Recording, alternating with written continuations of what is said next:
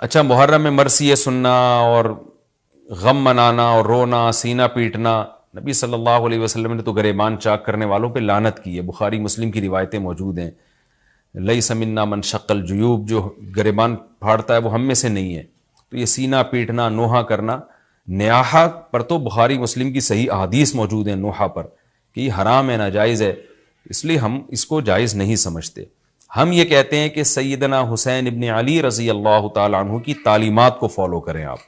تعلیمات تو زیرو ہیں، ہم ان کی تعلیم، ان کی تو اتنی بڑی داڑھی تھی سیدنا حسین ابن علی رضی اللہ تعالیٰ عنہ کی، وہ تو سخی تھے، وہ تو غیرت مند تھے۔ آج ہمارے یہاں سے غیرت ختم ہو گئی ہے، بہنوں کی وراثتیں کھا کے بیٹھے ہوئے ہیں ہم لوگ، اور انہی وراثتوں سے عمرے بھی ہو رہے ہوتے ہیں وراثت کھا کے۔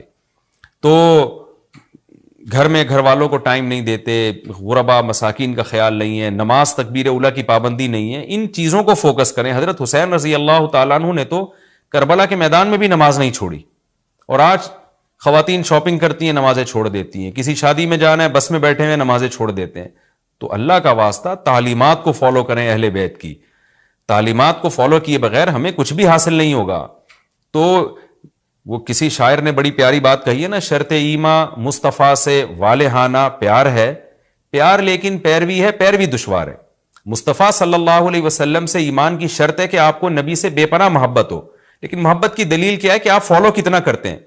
تو اہل بیت سے محبت یہ ایمان کا حصہ ہے ہمارے، اس محبت کے بغیر آپ جنت میں نہیں جا سکتے۔ لیکن آپ میں محبت ہے یا نہیں ہے، یہ کالے کپڑوں سے یا سینہ پیٹنے سے پتہ نہیں چلے گا، اس کا پتہ اس سے چلے گا کہ آپ ان کو فالو کتنا کرتے ہیں۔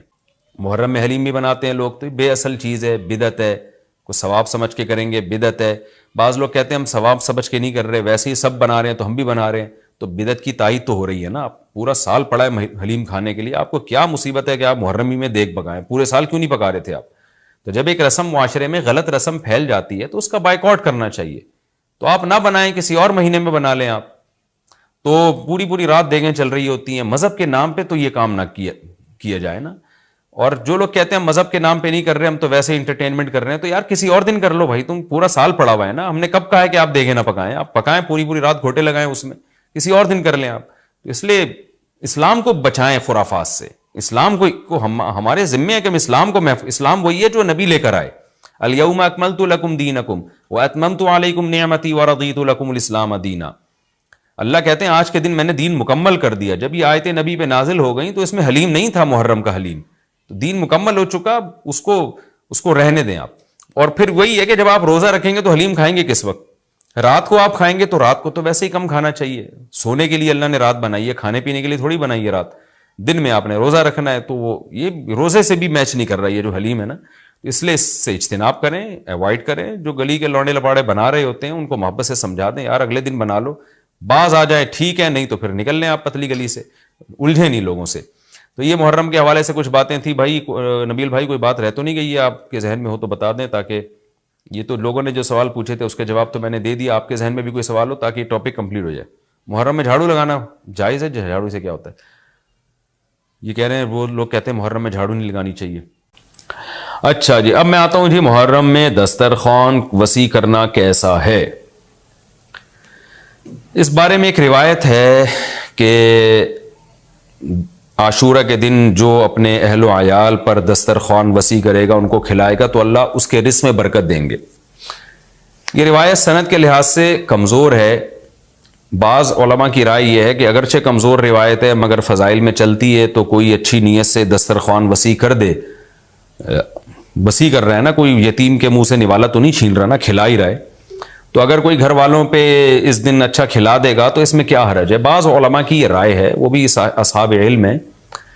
لیکن بندہ ایک کو ہمیشہ سے ایک اشکال رہا ہے کہ جب ایک بالکل بے غبار صحیح حدیث ہمارے سامنے موجود ہے تو اس کے مقابلے میں ایسی کمزور روایت کو ہم کس بیس پہ ترجیح دے سکتے ہیں؟ ہمارے سامنے جو بے غبار اور بالکل مستند حدیث ہے، جس کی سند پہ کوئی کلام نہیں ہے، وہ ہے روزہ، عاشورہ کے دن روزہ رکھنا چاہیے۔ روزہ اور دسترخوان آپس میں جمع نہیں ہو سکتے، یعنی عاشورہ کے دن جب آپ دسترخوان وسیع کریں گے تو روزہ کیسے رکھیں گے؟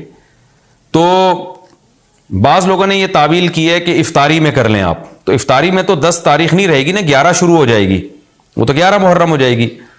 بعض لوگوں نے یہ کہا کہ جی 9 محرم کو جب سورج غروب ہو تو عاشورہ کی رات کو دسترخوان وسیع کر لیں. تو حدیث کے ظاہر سے تو عاشورہ کا دن معلوم ہوتا ہے کہ جب عاشورہ والا دن شروع ہو چکا ہو، یعنی صبح صادق کے بعد. یعنی حدیث میں تکلفات کرنے پڑ رہے ہیں، اس کی تعویلات کرنی پڑ رہی ہیں. تو اس بارے میں علامہ ابن تیمیہ رحمہ اللہ کی رائے ہمیں بہت صحیح معلوم ہوتی ہے. انہوں نے یہ لکھا ہے کہ اصل میں ہوا یہ تھا کہ جب شیعہ حضرات نے عاشورہ کے دن کو منحوس سمجھنا شروع کر دیا کہ یہ منحوس دن ہے اور اس میں غم کا دن ہے، تو بعض سنیوں نے ان کے مخالفت میں نا اس کو خوشی کا دن منانا شروع کر دیا. یعنی ہوتا ہے نا آپ کسی کی مخالفت میں حد سے تجاوز کرتے ہیں، تو انہوں نے خوشی کے دن کے لیے اس میں کھانے پینے کی روایتیں گھڑ لی، کھاؤ پیو کھلاؤ پلاؤ، تاکہ بالکل ان کی مخالفت ہو. تو حقیقت یہی معلوم ہوتا ہے کہ چونکہ صحیح حدیث میں روزے کا تذکرہ ملتا ہے اور روزہ اور کھلانا پلانا جمع نہیں ہو سکتے. اگر یہ جو دوسری عاشورہ کے میں کھانا کھلانے والی حدیث بھی بالکل بے غبار اور مستند ہوتی نا، تو ہم دونوں کو جمع کر کے تعویلات کر لیتے کہ جی افطار میں کھلا دو اور سارا دن روزہ رکھو، یا نابالغ بچوں کو دن میں کھلا دو اور بڑوں کو روزہ رکھوا دو. تو ہم تعویلات کرتے اگر یہ اسی ٹکر کی حدیث ہوتی. لیکن یہ کمزور حدیث ہے، تو اس کو اتنی صحیح مستند روایت کے مقابلے میں ہم کیسے لا سکتے ہیں؟ تو وہ ابن تیمیہ رحمہ اللہ کی بات کافی معقول معلوم ہوتی ہے کہ بعض شامی لوگوں نے یہ روایت کو گڑھا ہے صرف شیعہ لوگوں کی دشمنی اور مخالفت میں، کہ اس کو خوشی کا دن. تو عاشورہ کا دن تو نہ غم کا دن ہے نہ خوشی کا دن ہے، عبادت کا مقدس دن ضرور ہے، تو برکت کا دن ضرور ہے. تو اس لیے اس میں صحیح بات یہی معلوم ہوتی ہے کہ یہ کھلانا پلانا والا جو روایت ہے یہ ہمیں صحیح معلوم نہیں ہوتی. روزہ رکھیں، اور افطاری میں تو ویسے ہی دسترخوان وسیع کرنا چاہیے. افطاری میں سموسے پکوڑے جلیبیاں بچوں کو کھلائیں تاکہ ان کو روزہ رکھنے کی اور زیادہ حوصلہ افزائی ہو. تو اس لیے ہماری رائے اس میں یہی ہے کہ عاشورہ کے دن بس روزہ ہی کی فضیلت ہے، دسترخوان والی بات ہمیں ٹھیک معلوم نہیں ہوتی. کیونکہ اس کے مقابلے میں جو ہے نا دسترخوان والی حدیث کے مقابلے میں زیادہ صحیح حدیث ہے جو روزہ تو کھانا پینے سے اجتناب کا نام ہے، اور افطاری میں تو ویسے ہی آدمی کھا لیتا ہے، وہ اس کے لیے پھر ضرورت نہیں ہے الگ سے ہمیں کسی روایت کی. اچھا بھائی، اور بھی محرم کے حوالے سے لوگ سوال پوچھتے ہیں. کالے کپڑے بھی ہو گئے، اور کیا رہ گیا بھائی؟ حلیم رہ گیا. حلیم محرم میں حلیم بھی بناتے ہیں لوگ، تو بے اصل چیز ہے، بدعت ہے. کو ثواب سمجھ کے کریں گے بدعت ہے. بعض لوگ کہتے ہیں ہم ثواب سمجھ کے نہیں کر رہے، ویسے ہی سب بنا رہے ہیں تو ہم بھی بنا رہے ہیں. تو بدعت کی تائید تو ہو رہی ہے نا. آپ پورا سال پڑا ہے حلیم کھانے کے لیے، آپ کو کیا مصیبت ہے کہ آپ محرم میں دیگ پکائیں؟ پورے سال کیوں نہیں پکا رہے تھے آپ؟ تو جب ایک رسم معاشرے میں غلط رسم پھیل جاتی ہے تو اس کا بائیکاٹ کرنا چاہیے. تو آپ نہ بنائیں، کسی اور مہینے میں بنا لیں آپ. تو پوری رات دیگیں چل رہی ہوتی ہیں. مذہب کے نام پہ تو یہ کام نہ کیا جائے نا. اور جو لوگ کہتے ہیں مذہب کے نام پہ نہیں کر رہے، ہم تو ویسے انٹرٹینمنٹ کر رہے ہیں، تو یار کسی اور دن کر لو بھائی. تم پورا سال پڑا ہوا ہے نا. ہم نے کب کہا ہے کہ آپ دیگیں نہ پکائیں؟ آپ پکائیں، پوری رات گھوٹے لگائیں اس میں، کسی اور دن کر لیں آپ. اس لیے اسلام کو بچائیں خرافات سے. اسلام کو ہمارے ذمے ہے کہ ہم اسلام کو اسلام وہی ہے جو نبی لے کر آئے. الیوم اکملت لکم دینکم واتممت علیکم نعمتی ورضیت لکم الاسلام دینا. اللہ کہتے ہیں آج کے دن میں نے دین مکمل کر دیا. جب یہ آیتیں نبی پہ نازل ہو گئیں تو اس میں حلیم نہیں تھا، محرم کا حلیم. تو دین مکمل ہو چکا، اس کو رہنے دیں آپ. اور پھر وہی ہے کہ جب آپ روزہ رکھیں گے تو حلیم کھائیں گے کس وقت؟ رات کو آپ کھائیں گے تو رات کو تو ویسے ہی کم کھانا چاہیے. سونے کے لیے اللہ نے رات بنائی ہے، کھانے پینے کے لیے تھوڑی بنائی ہے رات.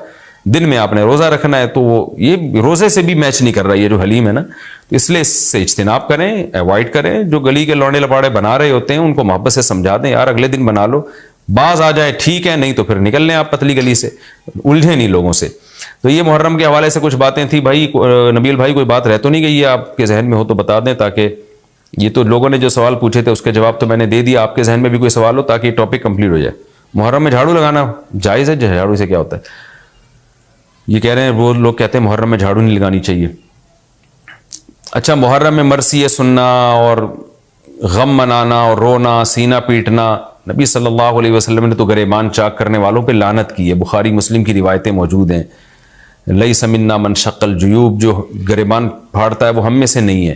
تو یہ سینہ پیٹنا، نوحہ کرنا، نیاحہ پر تو بخاری مسلم کی صحیح احادیث موجود ہیں نوحہ پر کہ یہ حرام ہے، ناجائز ہے. اس لیے ہم اس کو جائز نہیں سمجھتے. ہم یہ کہتے ہیں کہ سیدنا حسین ابن علی رضی اللہ تعالیٰ عنہ کی تعلیمات کو فالو کریں آپ. تعلیمات تو زیرو ہیں ان کی تعلیم. ان کی تو اتنی بڑی داڑھی تھی سیدنا حسین ابن علی رضی اللہ تعالیٰ عنہ کی، وہ تو سخی تھے.